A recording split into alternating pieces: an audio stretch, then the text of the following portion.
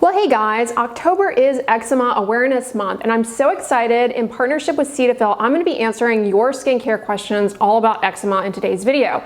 A few weeks ago, over on my Instagram account, I posted asking you guys to submit questions for me to answer today all about eczema. So a big thank you to you guys who posted so many fantastic questions, and a big thank you to Cetaphil for sponsoring today's video. What can be done about post-eczema hypopigmentation? That's a great question. On my channel, we talk a lot about hyperpigmentation, but you can also heal things like eczema with discoloration that is a white spot or hypopigmentation. One type of hypopigmentation that people with eczema develop often on the face is called pityriasis alba. And it's actually a little bit scaly, it's often on the face, and it's more noticeable in people who have a deeper skin tone, especially after they have had some sun exposure, because their background skin deepens in pigment, whereas those spots of pityriasis alba do not, and so it becomes more noticeable. Eczema certainly can heal with hypopigmentation, meaning a light spot. That's just a consequence of the inflammation that comes into the skin. However, with time, usually a few months, that can improve. Staying consistent with an eczema regimen is key for preventing symptom flare-ups. How do I prevent a flare-up of my eczema? This is a fantastic question, because if you've ever known someone who has eczema or you yourself have it, you know that it comes and goes, and certain things can trigger a flare-up. Stress, getting sick, getting run down, changes in the weather, especially in the colder months, because the humidity in the atmosphere drops, we turn on our heaters, that pulls more water out of the skin and can lead to flares of the symptoms of eczema, like itchy skin, dryness, scaliness, roughness. Another common trigger for people with eczema is irritating skincare products coming in contact with the skin, or their bathing practices. Taking long hot showers can dry out the skin, using cleansers that are too harsh for the moisture barrier. One key aspect of the type of eczema known as atopic dermatitis is this itch scratch cycle. Atopic dermatitis is a type of eczema that is intensely itchy, and when you are experiencing a flare, the itch tends to get worse. Natural response to that is to scratch the skin. It feels good, but unfortunately the scratching behavior really ends up worsening the eczema in the long run, because you scratch, you're further compromising your skin barrier. As you scratch, you're further compromising your skin barrier. You can be introducing bacteria or other irritants into the skin. You open it up for more irritating things to come in and for water to exit, leading to dryness, rough skin, and more itch. So a key aspect of managing flare-ups is to break that itch scratch cycle. When you have the desire to scratch, however, it can be very hard to break that itch scratch cycle. Now, Cetaphil's new Eczema Restore-Derm Itch Relief Gel, this is the first step in their Restore-Derm collection. It's a lightweight gel designed to provide itch relief in as little as 30 seconds and as long as 12 hours. It's Dermatologist designed to help break that itch scratch cycle characteristic of eczema flare-ups. And I really love the Cool Touch applicator. It instantly soothes skin, and it really stays cool through multiple applications. It's fragrance-free and steroid-free. Within this product is patented Sim-Calman technology, which is designed to help break the itch scratch cycle. This also has patented Adresol, which is designed to help restore a damaged skin barrier and support a healthy skin microbiome. One of the reasons I love the Cetaphil Restore-Derm products the most is their filaggrin technology. This really helps to strengthen the skin's moisture barrier against environmental irritants and locking in hydration. This also has 0.5% skin protectant colloidal oatmeal. If you'll recall from my video on colloidal oatmeal, it temporarily protects and provides relief against minor skin irritation and itch. How do you use this product? It's designed to be the first step in your eczema skincare regimen to help soothe the skin and to break that itch scratch cycle. How do I treat my eczema when it starts to form little water blisters? This is a great question. Some types of eczema start out with these firm little blisters that erupt and leak clear fluid. This is known as dyshydrotic eczema, and it most commonly happens on the hands and the feet. Very, very itchy. If you deal with this condition, it's important to follow the treatment plan of your dermatologist, and this often involves a prescription topical medication, and staying consistent with that medication when you are experiencing a flare can really help control and treat those itchy water blisters. It's also important, if you deal with this condition, to avoid touching things that are triggers, and that varies from person to person. Common triggers with dyshydrotic eczema include nickel, frequent hand washing, harsh soaps, harsh detergents, washing your hands in hot water, or doing prolonged wet work. So if you wash dishes by hand, get somebody else to do it for you, or wear gloves to avoid triggering a bout of those itchy little water blisters. One thing people don't realize is that water left behind on the skin after hand washing can also be a trigger for these little itchy water blisters erupting, especially in between the fingers. When you rinse the soap off of your hands, the hand wash, one thing people are not so good about is getting the spaces between the fingers good and dry. A little bit of water plus some cleanser residue collects in these web spaces, and it can start to break down the skin barrier and lead to a flare of those itchy water blisters. Another mistake people often make is washing their hands or doing wet work with their rings on. Water, soap, and other irritants, especially if you're like washing dishes, get trapped under the ring, can start to break down the skin barrier and kick off a flare of these itchy water blisters. Make sure you follow the treatment plan of your dermatologist. For patients who have dyshydrotic hand eczema or foot eczema, often they need a prescription to help manage and improve the symptoms, as well as avoiding triggers. What are the best deodorants for eczema under the arms? This is a good question.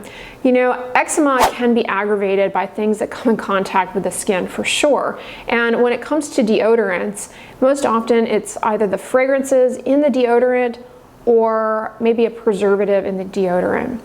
Another common culprit in terms of things that we put under our arms is actually antiperspirants. They work a little bit different than deodorants. Antiperspirants have ingredients that help to reduce the output of sweat onto the surface of the skin. However, those ingredients can be pretty irritating for people with eczema. Although having excessive sweat under the arms also can be irritating for people who have eczema. When you're choosing underarm products, I suggest avoiding deodorants because they really just add fragrance to the underarm. They don't do much to control or prevent body odor.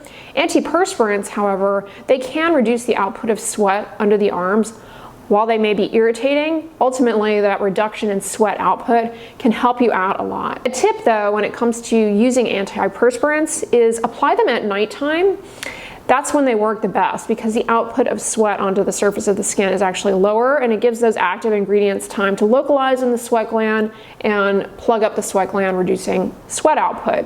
When you wake up the following morning, you can actually wipe those off of the surface of the skin so you don't have any of that irritating residue left behind. That is another good tip. Moving on, next question. How do you tell the difference between dry skin and eczema? This can actually be pretty challenging because dry skin is a symptom of an eczema flare-up. But a lot of people don't have eczema but experience dry skin. When we're talking about atopic dermatitis, a type of eczema, you really need to think about the person overall. Atopic dermatitis, there often is a family history, meaning other people in your family have the condition.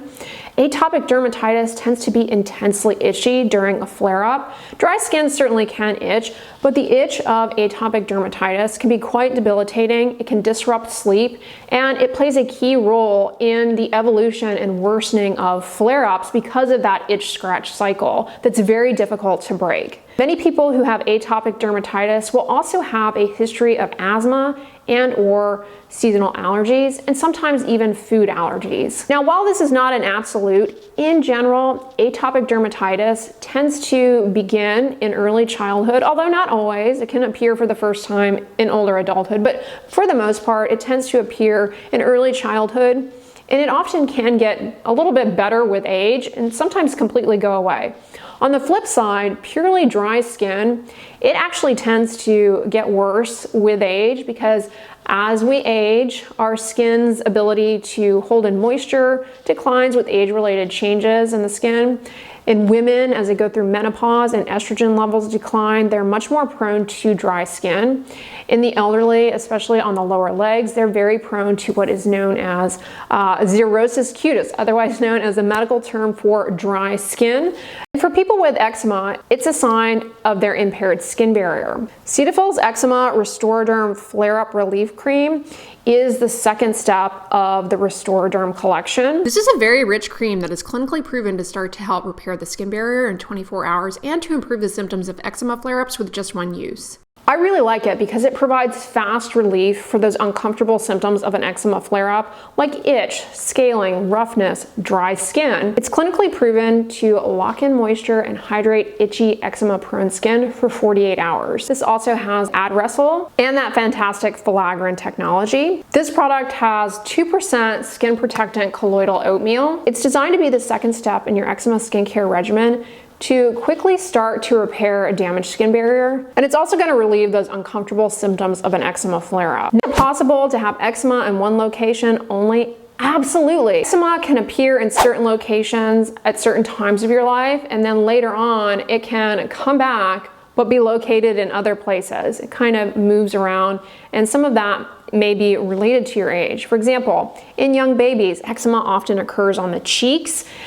In young children, it often occurs in the flexural areas, meaning this part of the arms and the backs of the knees. Eyelid skin is very vulnerable to eczema flare-ups because it is thin. It's more sensitive to developing allergies to things that come in contact with it. You can have scalp eczema. We already kind of mentioned this, but eczema on the hands and feet only. Next question, how do you tell the difference between eczema versus atopic dermatitis? Eczema is actually an umbrella term for 7 different skin conditions, one of which is atopic dermatitis. So eczema is sort of just a common name that refers to this family of skin problems, for which atopic dermatitis is one of them. Other types of eczema include dyshydrotic eczema, which we kind of talked about earlier, those itchy water blisters on the fingers, the palms, and the feet. You also have contact dermatitis, which can be an allergy to something that comes in contact with the skin and causes an eczema there, or irritation to something that comes in contact with the skin and causes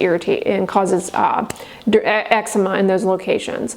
The third type is going to be seborrheic dermatitis, related to that little Malassezia yeast, and can cause dandruff on the scalp and redness and flakiness on the face. Then you've got nummular eczema. Nummular eczema is named nummular because it's coin-shaped.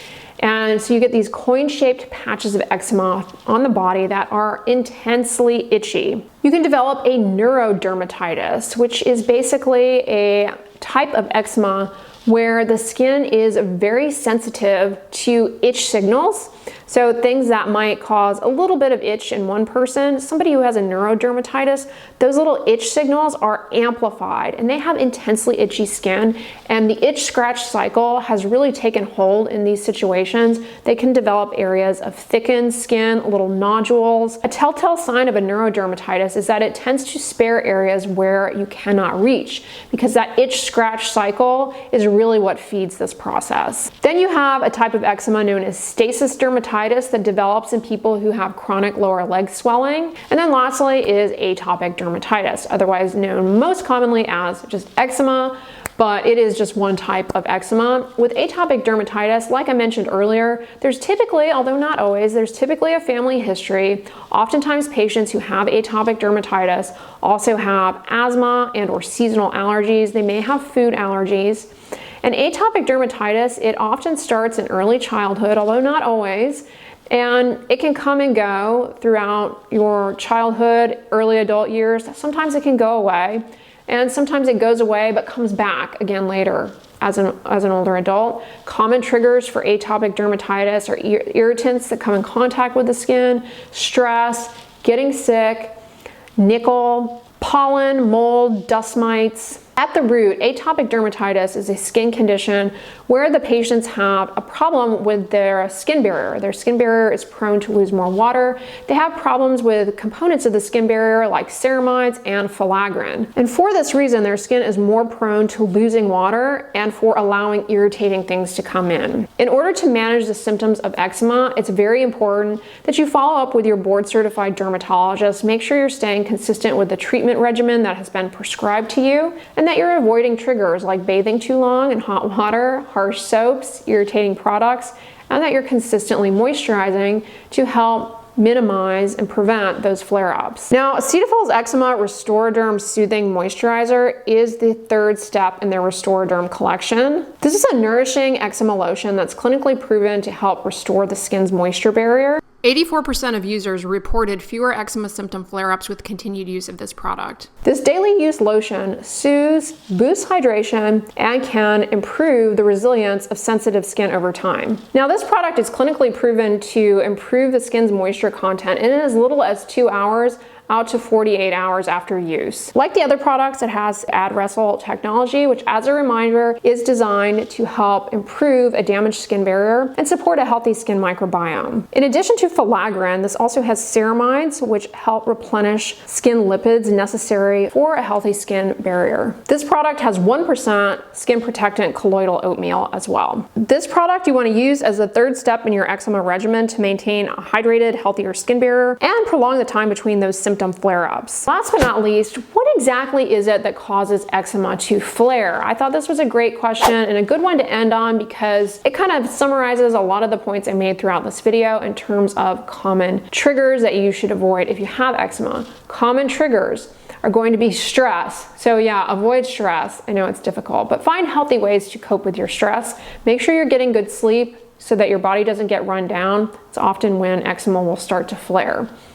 Avoid triggers like irritating skincare products. It can be tempting, especially with the internet, to try on all the different types of skincare products, but that actually can end up aggravating eczema in the long run. Because remember, if you have eczema, you have a skin barrier that is more prone to losing water and for allowing irritating things to come into the skin. Because of that, trying out a bunch of skincare products is probably not in your best interest. Stick to simple things, free of fragrance. Focus on daily moisturizing with a fragrance-free moisturizer. Bathing is a bit of a delicate balance because overbathing can dry out the skin and worsen eczema. But bathing, whether it be in a tub or in a shower, is beneficial for eczema because it helps to remove irritants that may have gotten stuck on the surface of the skin, as well as bacteria that likewise can flare the eczema. So bathing is important, but you just don't want to overdo it. You want to make sure the water is cool to lukewarm, not overly hot. Make sure that you use mild cleansers. Don't go using a harsh bar soap. That can really end up drying out the skin. And only use cleanser in areas where your skin is visibly soiled or in areas where you have skin-on-skin contact, like under the arms. Make sure that you remove dust from your home regularly with regular cleaning. You're laundering linens, the volants over your window, curtains, your bed linens, those can harbor dust mites quite easily. And again, make sure that you are following up with your board certified dermatologist, you're staying on top of the treatment plan, and you're communicating with them when things are not going as planned in terms of symptom flare-ups, rather than going online and trying to seek out the help of your internet friends. Talk to your dermatologist, because when you have a flare-up, the sooner there is an intervention, the better off you're going to be. And your dermatologist can help identify triggers that you may not be aware of.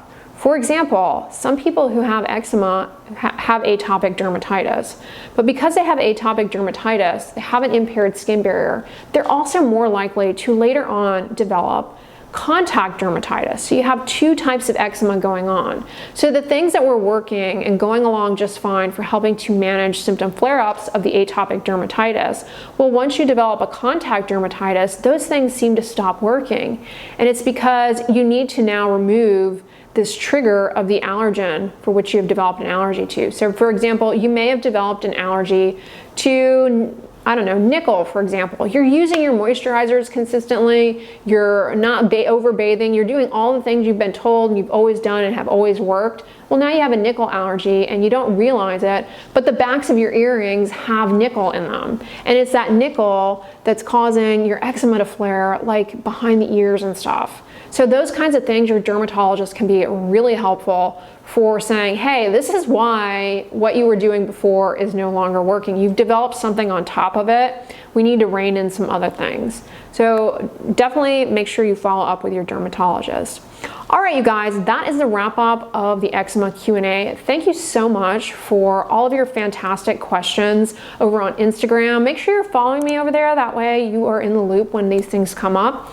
And a big thank you to Cetaphil for sponsoring today's video. Check the description box because I'm going to link these fantastic products from their Restoraderm collection there. Really great. On the end slate, I'm going to link my last video where I talk about how to tell the difference between eczema versus psoriasis, which can be tough. So check that one out. But if you guys enjoyed this, give it a thumbs up, share it with your friends, and as always, don't forget, sunscreen and subscribe. I'll talk to you guys tomorrow. Bye.